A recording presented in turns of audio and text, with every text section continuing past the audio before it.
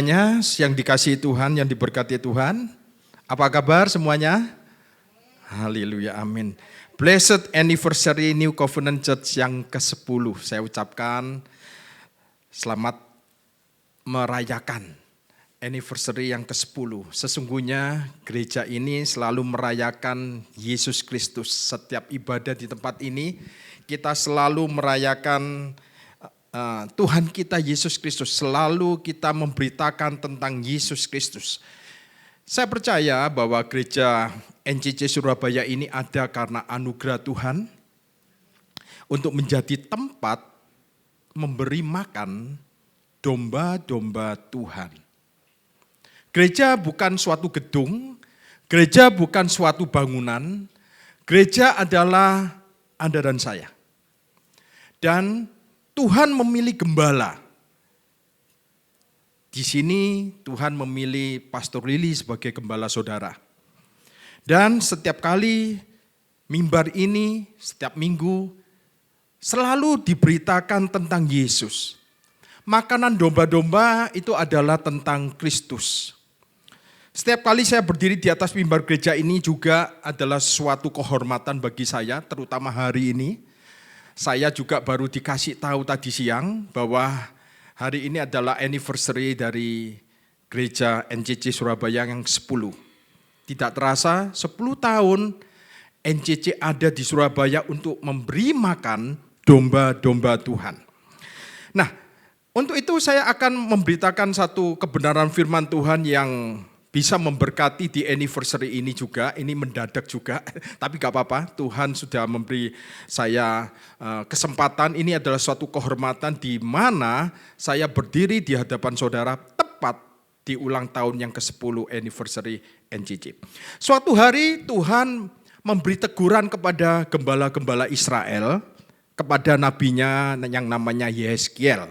Nah, kita baca satu firman Tuhan ini perkataan Yehezkiel dari Tuhan.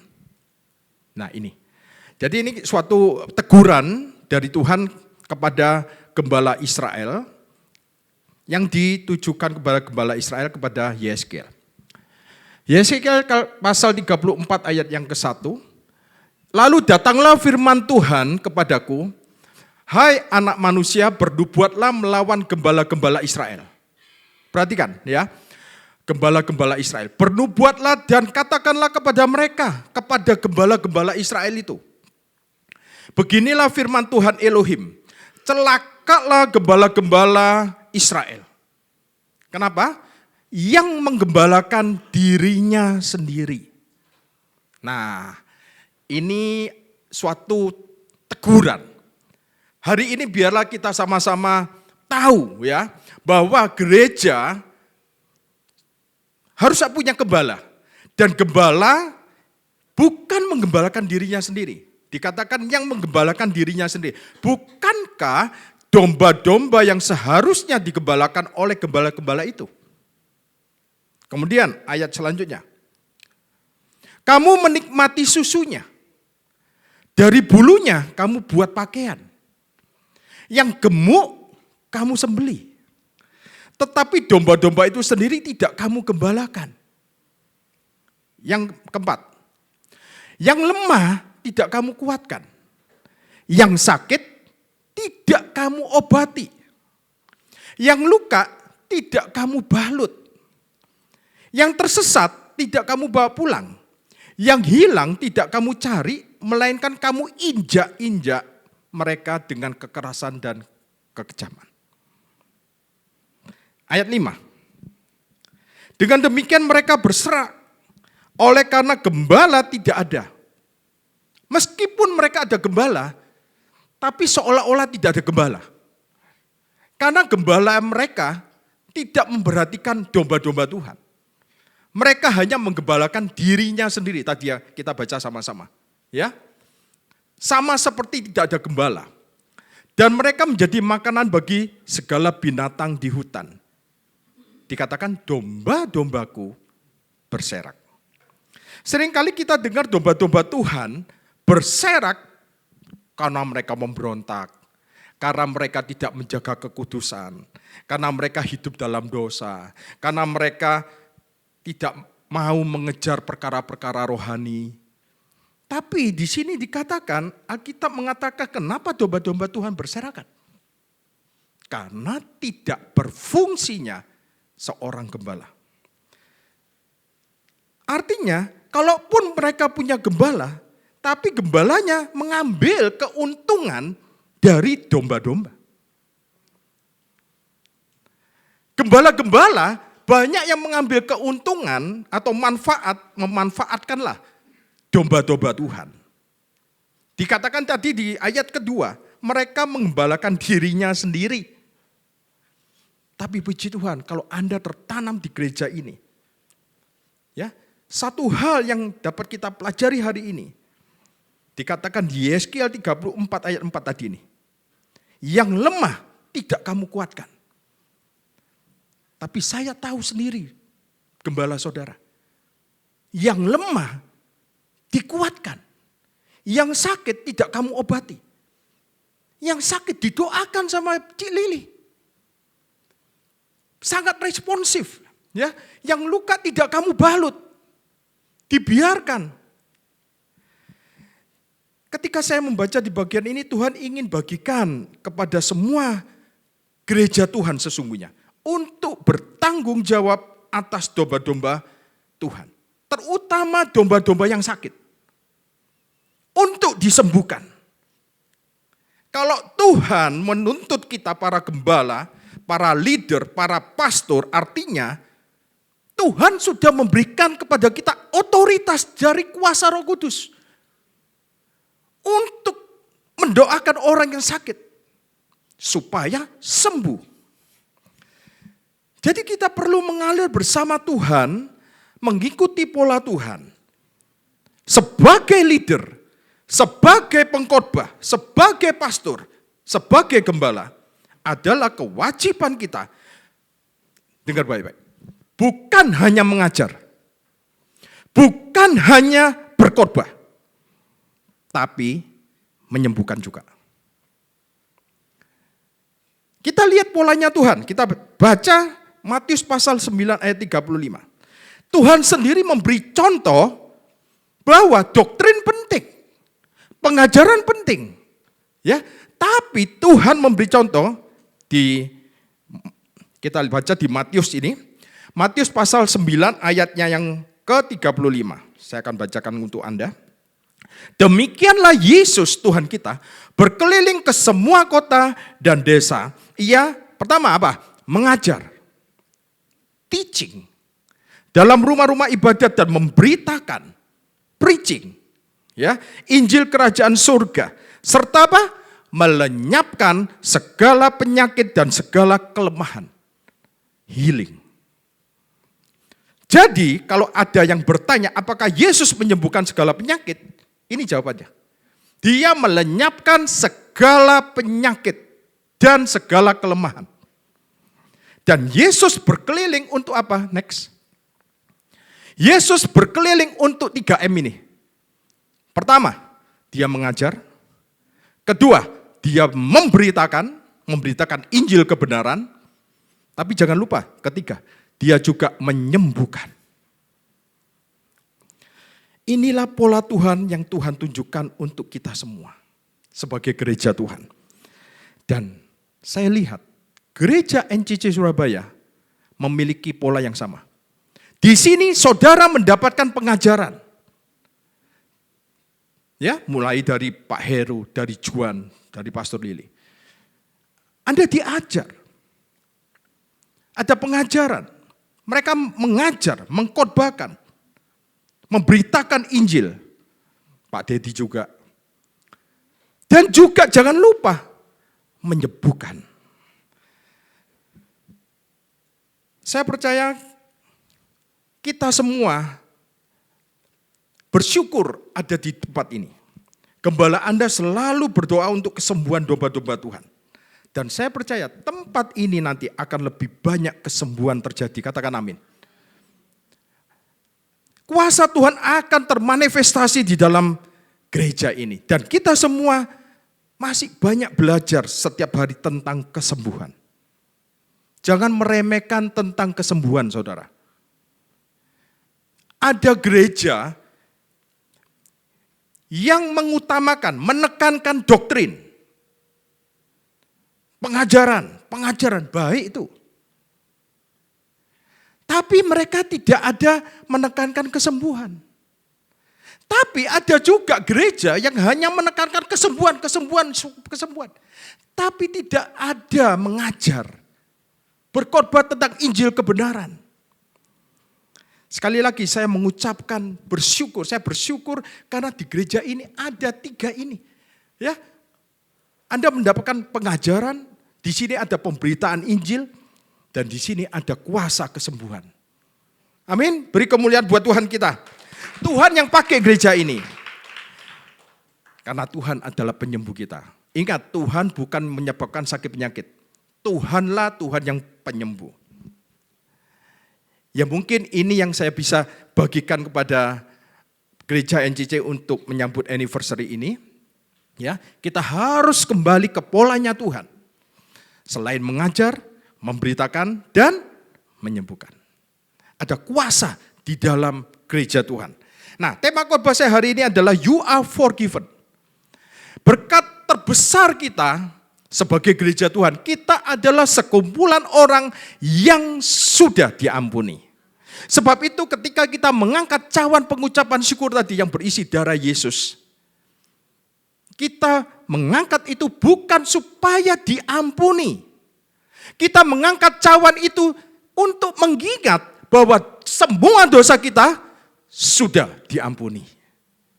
Ya, bukan supaya diampuni. Jadi apapun keadaan Anda hari ini, Anda orang-orang yang paling diberkati Tuhan. Sebab itu Anda memiliki hati yang gembira. Hati yang penuh sukacita. Tuhan ingin Anda selalu menjaga hati saudara dengan segala kewaspadaan, karena dari situlah terpancar kehidupan. Karena dari situlah terpancar kesehatan, kesembuhan, keutuhan. Dari mana? Hati. Amsal pasal 17 ayat 22 dikatakan, hati yang gembira adalah obat yang manjur. Hati yang gembira adalah obat yang menyembuhkan. Saya pernah dengar cerita, kesaksian, ada orang kena kanker. Dia lakukan apa? Dia mengunci dirinya di dalam kamar, dia lihat video lucu-lucu. 1 bulan dia lihat lucu-lucu, dia ketawa. Sembuh saudara. Sembuh. Ya. Ini ada kesaksian ya. Jadi hati yang gembira, Alkitab mengatakan dengan jelas, adalah obat yang manjur. Obat yang menyembuhkan. Ingatlah selalu ayat ini. Dan karena itu kenapa Paulus di kitab Efesus berkata seperti ini. Dan janganlah kamu mabuk oleh anggur, karena anggur menimbulkan hawa nafsu, tetapi hendaklah kamu penuh dengan roh. Jadi ini nasihat, hendaklah kamu penuh dengan roh. Dan berkata-katalah seorang kepada yang lain di dalam apa? Mazmur, kidung puji-pujian, nyanyian rohani, bernyanyi, dan bersoraklah bagi Tuhan dengan segenap hati. Ya, saya lihat IG-nya Pastor Lili barusan gitaran. Ya, Anda bisa lihat semuanya. Dia menyanyi, dia bermazmur. Dia menaikkan kidung pujian. Dia memiliki roh sukacita, roh damai sejahtera. Milikilah hati yang gembira, tetaplah bersenandung kemanapun saudara pergi. Ada nada di dalam hati saudara, ada nyanyian di dalam hati saudara. Bernyanyilah di dalam roh. Kalau Anda bersukacita selalu, saya percaya Anda akan mendapat kekuatan baru. Anda akan terbang tinggi dengan kekuatan sayapnya seperti burung Raja Wali itu. Amin. Iya. Hati yang gembira adalah obat yang menyembuhkan. Nanti lihat hasilnya nanti. Saudara akan tidak mudah marah. Muka Anda akan berseri-seri. Anda tidak mudah tertekan. Anda tidak mudah stres ketika menghadapi semua masalah yang ada di hadapan saudara. Ketika saudara menyanyi, dan tetap menjaga hati yang gembira ini, itu bukan sekedar terapi emosi ya kan, terapi perasaan, lebih dari itu.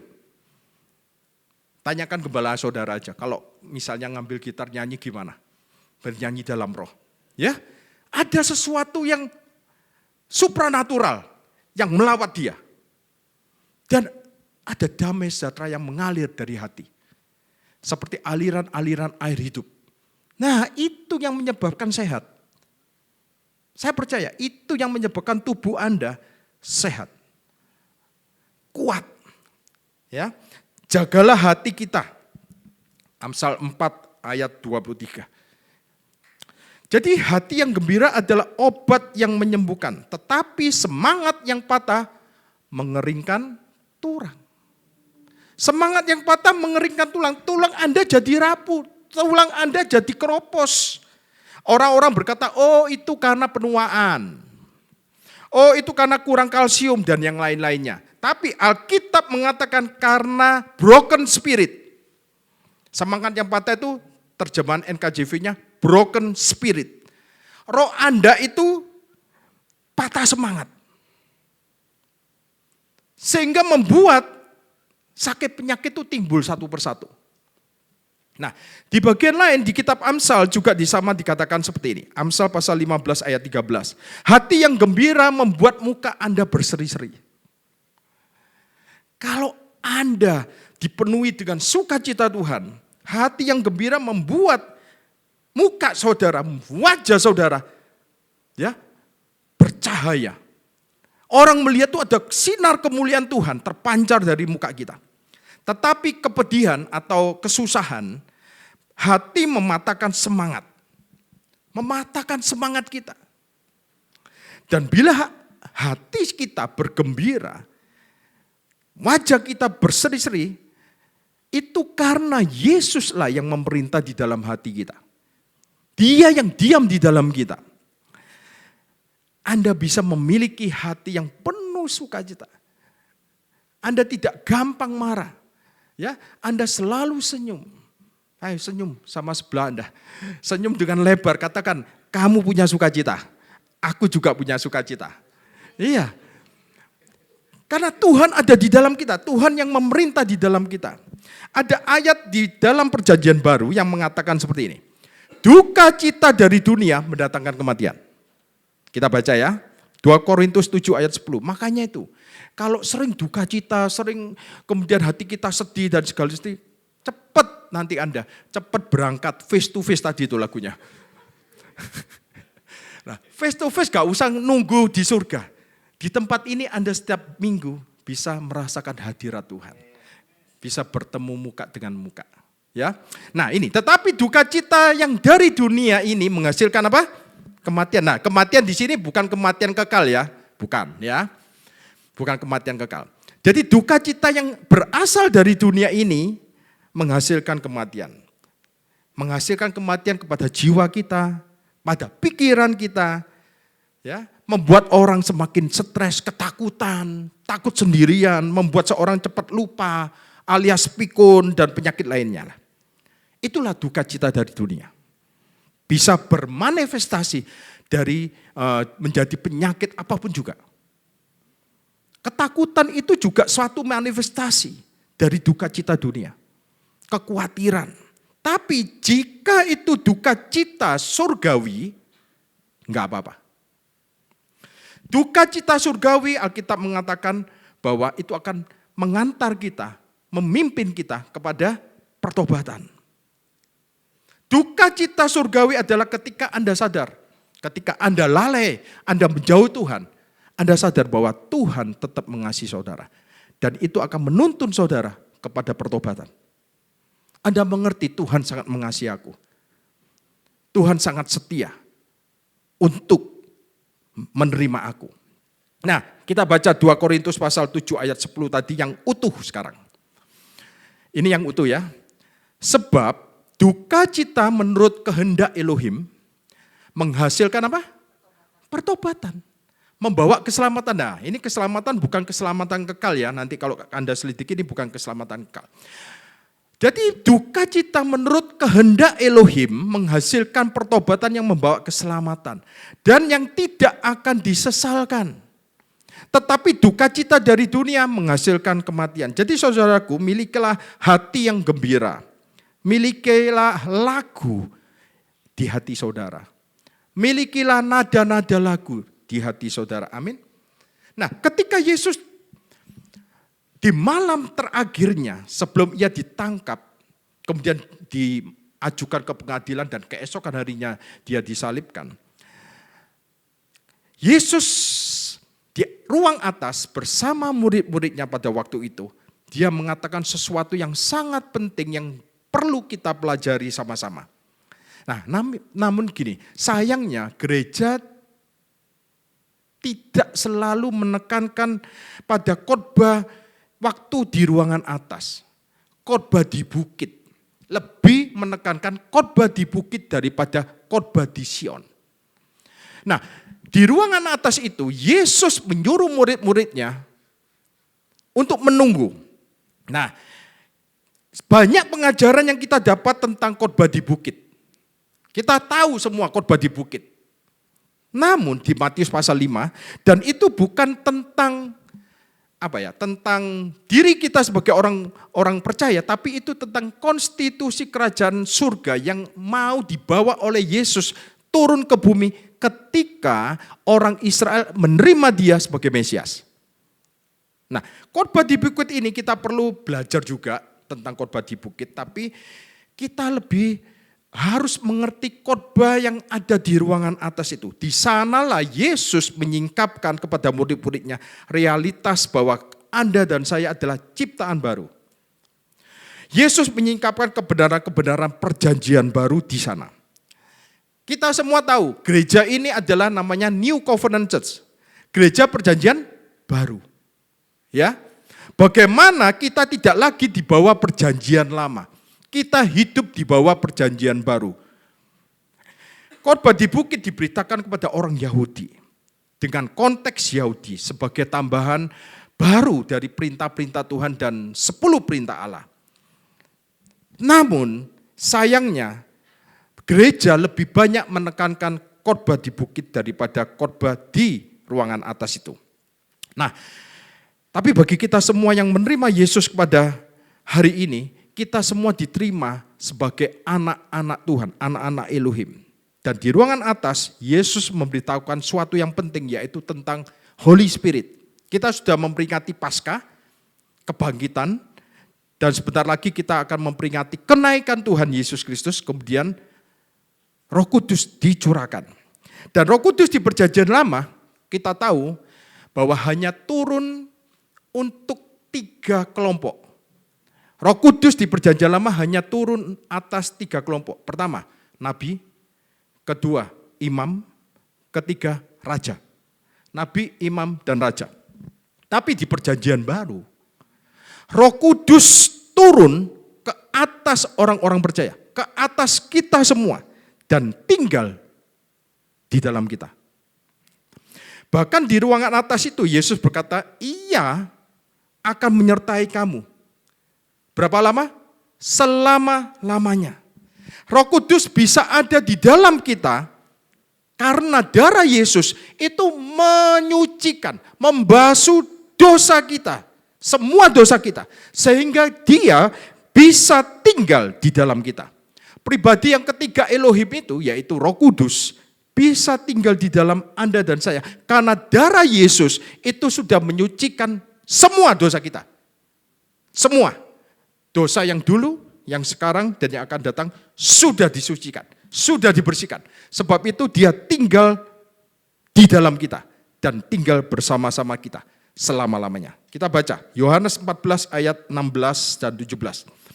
Aku akan minta kepada Bapa dan ia akan memberikan kepadamu seorang penolong yang lain supaya ia menyertai kamu untuk apa? Selama-lamanya. Jadi Roh Kudus akan diam di dalam Anda dan saya untuk selama-lamanya. Bukan sampai saudara jatuh, bukan sampai saudara gagal, tapi selama-lamanya Roh Kudus bersama saudara dan saya untuk selama-lamanya. Ayat 17.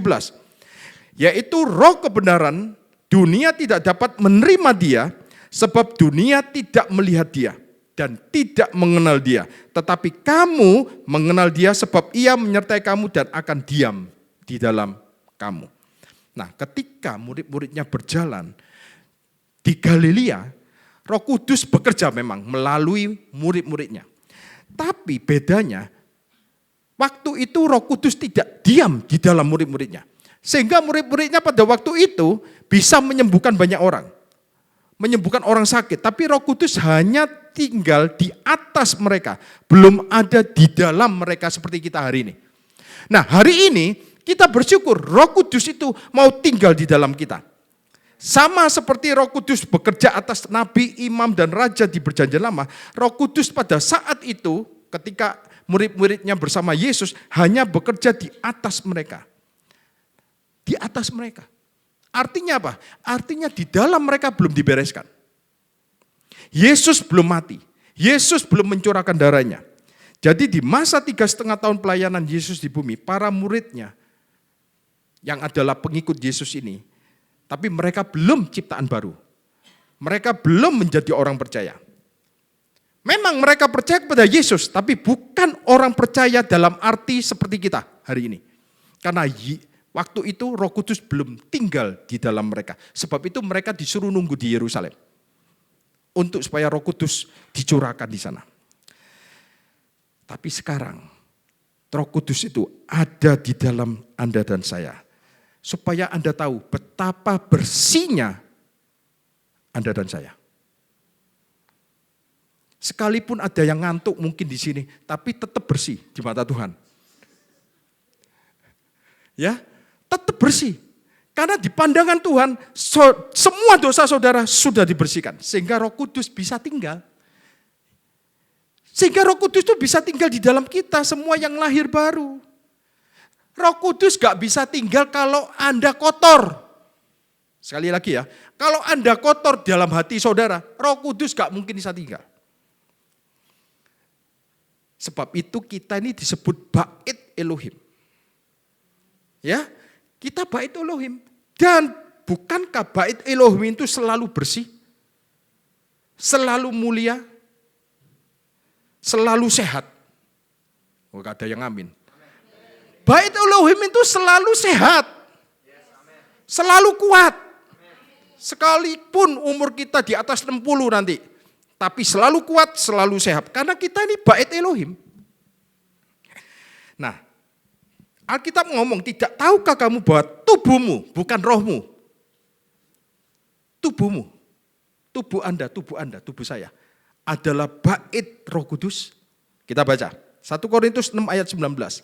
Atau tidak tahukah kamu bahwa tubuhmu, tubuh kita adalah Bait Roh Kudus yang diam di dalam kamu. Ini suatu yang luar biasa buat kita. Semua Bait Roh Kudus adalah orang-orang yang makmur. Amin. Semua Bait Roh Kudus adalah orang yang sehat, orang yang kuat, memiliki hati yang gembira. Sebab itu selalu sehat. Ya, saya berdoa kita semua di sini hati saudara gembira. Kalau hati saudara selalu gembira, Anda pasti sehat. Anda bukan orang sembarangan. Hargai itu. Anda orang yang berharga di mata Tuhan. Kenapa? Karena Anda Bait Elohim. Anda Bait Roh Kudus. Anda berharga loh. Dan dia diam di dalam tubuh. Tubuhmu adalah Bait Roh Kudus. Nah, jadi ketika Tuhan berkata, kamu adalah Bait Roh Kudus. Jangan berpikir gini, bagaimana aku dapat menampung Tuhan ya? Jangan berpikir seperti itu. Ya, gimana Tuhan bisa ada di dalam aku? Bukan seperti itu. Artinya apa? Anda adalah Bait Roh Kudus, artinya saudara akan menjalani hidup yang terbaik. Itulah Anda. Anda akan menjalani hidup yang terbaik. Nah, Daud, saya suka menceritakan Daud. Daud tuh menggambarkan kita semua hari ini. Dia menggambarkan betapa diberkati orang-orang di masa depan waktu itu. Bagaimana mereka menjalani hidup yang terbaik. Kita ini lagi menjalani hidup yang terbaik.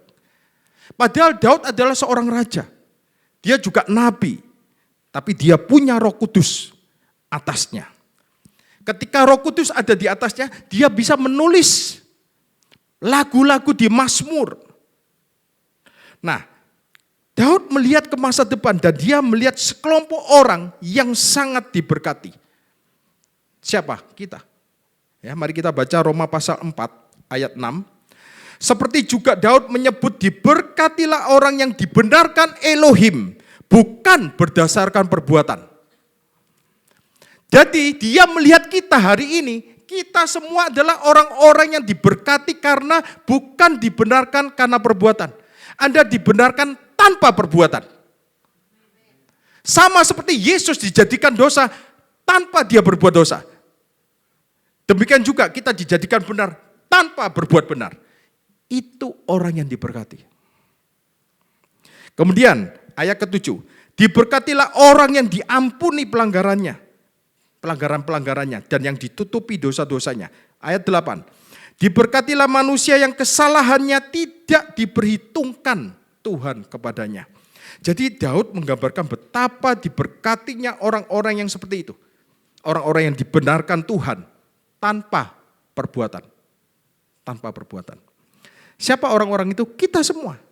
Dan di ayat 8 dikatakan diberkatilah manusia yang kesalahannya tidak diperhitungkan sama Tuhan. Jadi intinya, kita masih ada kesalahan enggak? Masih. Ada dosa di dalam kita apa enggak? Ada. Tapi sudah tidak diperhitungkan sama Tuhan. Itulah yang digambarkan oleh Daud, orang-orang yang diberkati. Di bumi ini tidak ada namanya orang yang tidak berdosa, tanpa dosa. Kita semua di dalam kita ada dosa. Tapi Tuhan tidak akan memperhitungkan dosa pada saudara, pada saya. Apakah Tuhan adil? Oh, adil. Dia setia dan adil. Jika kamu mengaku dosa, dia setia dan adil untuk mengampuni dosamu. Artinya apa? Bukan dia mengampuni karena kemurahannya. Dia mengampuni karena keadilannya. Maksudnya apa, Pak? Dia adil mengampuni dosa saudara karena perbuatan anaknya yang tunggal mati di atas kayu salib yang sudah menanggung dosa saudara. Sehingga dia adil untuk membenarkan saudara. Dia adil untuk mengampuni saudara karena Yesus sudah mati untuk dosa saudara dan saya. Dia setia dan adil. Nah, tapi kadang-kadang kedagingan akan merespon seperti ini. Banyak orang yang salah memahami Injil. Nah, kalau gitu kita nggak usah berbuat baik dong. Kalau kita berbuat dosa nggak apa-apa dong, mau sudah tidak diperhitungkan. Nah, karena kedagingan itu selalu menjaga supaya tabut Tuhan itu nggak goyang. Mereka berusaha untuk menjaga tabut. Tabut itu berbicara tentang kekudusan Tuhan. Tuhan tidak membutuhkan lengan daging kita untuk menjaga tabut. Tuhan tidak mengingini bahwa perbuatan kita untuk menjaga kekudusan Tuhan. Enggak ada soalnya yang bisa. Siapa yang bisa menjaga kekudusan Tuhan? Enggak ada. Intinya Anda perlu tahu bahwa Tuhan tidak akan memberikan sesuatu pada saudara dan saya yang akan mencelakakan saudara, akan membuat namanya dihujat, mencoreng namanya, enggak mungkin. Kalau Tuhan memberikan keselamatan itu kepada saudara free, gratis, itu bukan berarti gratis itu murahan. Di sisi kita gratis memang, tapi di sisi Tuhan mahal sekali. Karena nyawa anaknya yang tunggal diberikan kepada kita. Ya itu yang harus kita ketahui, sadari. Sebab itu jangan menilai posisi kita di hadapan Tuhan dengan perbuatan kita atau dengan perilaku kita. Tapi nilailah perilaku kita dengan posisi kita yang benar di hadapan Tuhan. Saya ulangi lagi. Jangan pernah menilai posisi kita di hadapan Tuhan itu benar dengan perbuatan kita atau dengan perilaku kita. Tapi nilailah perilaku kita. Apakah sesuai dengan posisi kita yang sudah dibenarkan di hadapan Tuhan. Hal terutama yang Tuhan ingin Anda tahu adalah semua dosa saudara sudah diampuni. You are forgiven. You are forgiven. Dan Daud mendeskripsikan atau menggambarkan begitu indah, ya. Begitu indah. Diberkatilah orang yang diampuni kesalahannya tanpa perbuatan. Tapi Daud sendiri ketika dia hidup, kalau dia berdosa, apa yang dia lakukan? Dia bawa korban. Dia selalu bawa korban seperti tadi Pastor Lidi mengatakan. Orang-orang di perjanjian lama selalu membawa korban. Setiap tahun harus membawa korban. Dan itu tidak akan selesai-selesai. Kalau ia berdosa, ia harus membawa persembahan. Lalu ia harus menantikan jawaban Tuhan untuk menerima persembahan itu. Dan persembahannya itu adalah domba yang tak bercela. Gambaran dari Yesus Tuhan kita yang tidak berdosa. Kemudian Tuhan menyatakan pengampunannya. Jadi di bawah perjanjian lama, dosa mereka hanya ditutupi. Bukan dihapus.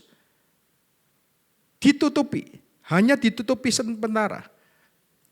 Dan ketika Yohanes Pembaptis berdiri melihat Yesus datang ke arahnya di tepi sungai Yordan, Yohanes mengatakan apa? Yohanes Pembaptis, lihatlah anak domba Allah, anak domba Elohim yang menghapus dosa dunia. Jadi semua dosa dari korban-korban di perjanjian lama itu yang hanya ditutupi itu sudah dihapus oleh korban satu, yaitu Yesus Kristus. Satu untuk selama-lamanya. Jadi Yesus adalah anak domba sejati, di mana semua anak domba lainnya itu hanya bayangan di dalam perjanjian lama. Yesus adalah anak domba sejati yang menghapus dosa dunia, yang melunasi semuanya dosa-dosa itu. Nah, ketika saudara mengerti kebenaran Injil ini, Anda bisa bersyukur hari ini.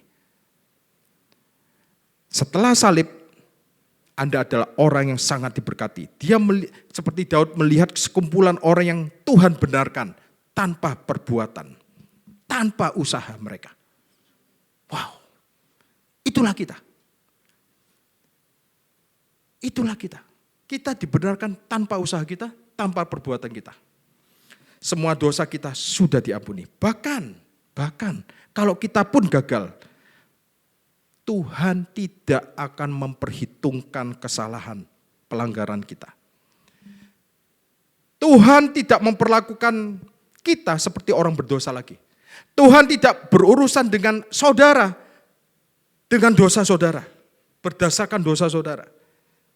Nah, setelah salib, Tuhan berurusan dengan saudara dan saya, berdasarkan kebenaran anaknya, berdasarkan apa yang Yesus sudah kerjakan di atas kayu salib.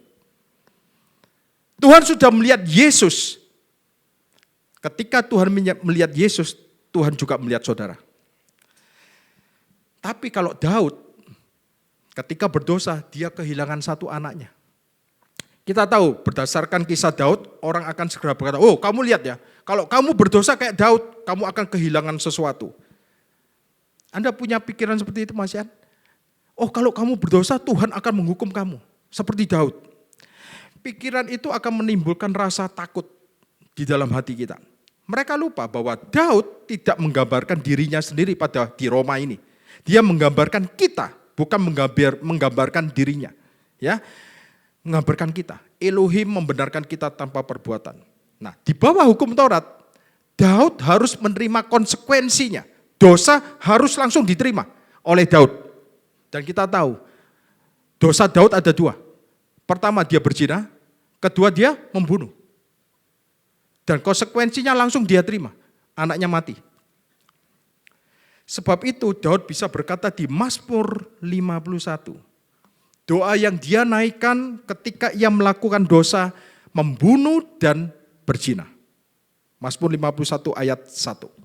Untuk pimpinan biduan Mazmur dari Daud. Ketika Nabi Nathan datang kepadanya setelah ia menghampiri Batseba, ketika dia selingkuh sama Batseba, kasihanilah aku ya Elohim, menurut kasih setiamu, hapuskanlah pelanggaranku menurut rahmat-Mu yang besar. Dan Tuhan berbelas kasihan sama Daud. Tapi Tuhan berkata kepada Nabi Nathan, waktu itu, kasih tahu Daud, dia tidak akan mati, tapi ini yang akan terjadi kepada keluarganya, pada anak-anaknya nanti. Itu konsekuensinya di bawah hukum Taurat. Nah, ketika orang percaya baca kitab Daud ini, kisah Daud ini, itu mereka memperlakukan untuk mereka juga. Ini yang salah, itu gak benar. Tuhan memang seperti itu berurusan dengan dosa di bawah perjanjian lama. Ia mengampuni, tapi ada konsekuensinya. Tuhan mengampuni Daud gak? Mengampuni, tapi ada konsekuensinya. Nah, sekarang bagi kita memang ada yang merupakan konsekuensi.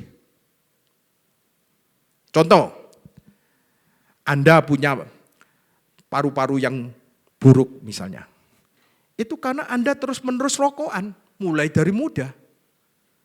Ya otomatis paru-paru Anda menjadi kotor, menjadi rusak. Anda merokok terus-menerus selama bertahun-tahun, itu konsekuensi perbuatan saudara. Tapi ketika saudara selamat, Tuhan mengampuni semua dosa saudara, ya. Tapi paru-paru Anda yang punya masalah itu tetap ada punya masalah. Itulah konsekuensi kita. Tapi penghukuman langsung dari Tuhan sudah tidak pernah lagi ada bagi kita. Ya, enggak ada lagi. Tapi Daud langsung menerima hukuman dari Tuhan. Nah, jadi hal yang paling utama yang Anda harus sadari, yang saya harus sadari dan kita semua sadari, yaitu semua dosa saudara seumur hidup sudah diampuni. You are forgiven. Efesus 1 ayat 7 dikatakan, sebab di dalam Dia, di dalam Kristus Yesus dan oleh darahnya kita beroleh. Mana? Efesus pasal 1 ayat 7. Sebab di dalam Dia dan oleh darahnya kita beroleh penebusan, yaitu pengampunan dosa. Di NKJV kita sudah mempunyai penebusan dan pengampunan dosa. Kita bukan berusaha memiliki, tapi kita sudah memiliki penebusan dosa dan pengampunan dosa. Tapi masih banyak orang Kristen yang belum percaya ini. Ketika masalah datang, penyakit datang, mereka sering berpikir apa? Oh ya itu mungkin aku kurang taat. Oh itu mungkin aku sudah menjauh dari Tuhan. Oh mungkin Tuhan yang menghukum aku. Mereka punya pikiran buruk tentang Tuhan. Tuhan itu penyembuh. Tuhan itu bukan untuk memberikan sakit penyakit kepada kita. Tuhan itu penyembuh. Ya, jadi pikiran itu adalah kedagingan kita. Daging itu bukan tubuh ya. Daging itu sesuatu yang ada di dalam kitab Roma. Di dalam tulisan Paulus ini biasanya menunjuk kepada bagian dari kita yang ingin berbuat dosa. Nah, yang penting dari kita adalah kesadaran kita bahwa kita sudah lahir baru. Kita adalah ciptaan baru di dalam Kristus Yesus. Anda sudah dibenarkan di dalam Kristus Yesus. Diciptakan di dalam kebenaran dan di dalam kekudusan. Tapi daging ini masih ada. Artinya Anda masih ingin berbuat salah. Artinya Anda masih ingin berpikir salah. Anda masih mangkel sama orang. Bisa jengkel sama orang. Ya, bisa berkata yang gak baik sama orang. Itu daging. Nah, yang Anda harus ketahui, di atas kayu salib, Yesus bukan hanya menanggung dosa kita, tapi Ia juga mati untuk dosa di dalam daging kita. Bukan di dalam roh, di dalam daging kita. Kita baca. Roma pasal 8 ayat 3. Sebab apa yang tidak mungkin dilakukan hukum Taurat, karena tidak berdaya oleh daging, telah dilakukan oleh Elohim. Bagaimana caranya? Dengan jalan mengutus anaknya sendiri Yesus dalam daging yang serupa dengan daging yang dikuasai dosa karena dosa. Ia telah menjatuhkan hukuman atas dosa di dalam apa? Daging. Sebab itu Yesus harus menjadi manusia. Karena dosa harus dihukum di dalam daging. Ia telah menjatuhkan hukuman atas dosa di dalam daging. Jadi Tuhan telah menjatuhkan hukuman atas dosa yang di dalam daging kita. Di mana? Di tubuhnya Yesus di atas kayu salib. Artinya Tuhan bukan berurusan dengan dosa saja, tapi Tuhan berurusan dengan sumbernya, dengan pabriknya, yaitu dosa itu sendiri. Wah. Nah sekarang kalau Tuhan sudah menghukum dosa kita, semua dosa saudara sudah dihukum, maka semua itu tidak ada di pandangannya, sudah tidak ada. Masalahnya bagi kita, indera kita masih bisa merasakannya. Nah, kita harus berjalan dengan iman, kita harus percaya bahwa semua dosa kita, hukuman atas dosa kita di dalam daging kita ini sudah dijatuhkan di atas tubuh Yesus Kristus. Kita harus berjalan dengan iman. Jadi setiap kali sifat dosa itu muncul di dalam daging kita hanya perlu bersepakat dengan Tuhan. Bagaimana? Oh Tuhan, ini bukan aku. Aku sudah mati terhadap dosa. Anda harus katakan, aku sudah mati terhadap dosa. Itu akan membuat kekuatan kita untuk mengalahkan dosa. Karena semua dosa Anda sesungguhnya sudah diampuni. Sebab itu, Anda dan saya hari ini adalah orang-orang yang sangat diberkati di muka bumi ini. Karena Anda adalah orang-orang yang dibenarkan Tuhan. Bukan karena perbuatan saudara. Tapi Anda dibenarkan oleh Tuhan tanpa perbuatan. Oleh karena iman kepada Yesus Kristus. Anda dibenarkan bukan karena perbuatan saudara, tapi karena perbuatan Yesus Kristus. Secara alami, kita nanti akan tahu, secara alami kekudusan itu akan mengalir di dalam hidup kita. Tanpa effort. Dan penutup, kita berterima kasih sama Tuhan, karena semua dosa kita sudah diampuni di atas kayu salib. Ingat 3M tadi, di tempat ini, tempat untuk apa pertama? Mengajar, memberitakan, dan menyembuhkan. Diberkatilah New Covenant Church, semakin maju, semakin berani memberitakan Injil, dan semakin banyak manifestasi kuasa dari kesembuhan yang terjadi di tempat ini. Mari kita berdoa. Terima kasih Bapak, terima kasih Tuhan Yesus, terima kasih Roh Kudus. Engkau telah tinggal di dalam kami dan selalu menyertai kami kemanapun kami pergi untuk menyadarkan bahwa kami adalah orang-orang yang sangat diberkati. Oleh karena kami sudah dibenarkan oleh Elohim tanpa perbuatan. Kami mau senantiasa menjaga hati kami supaya hati kami selalu dipenuhi dengan sukacita.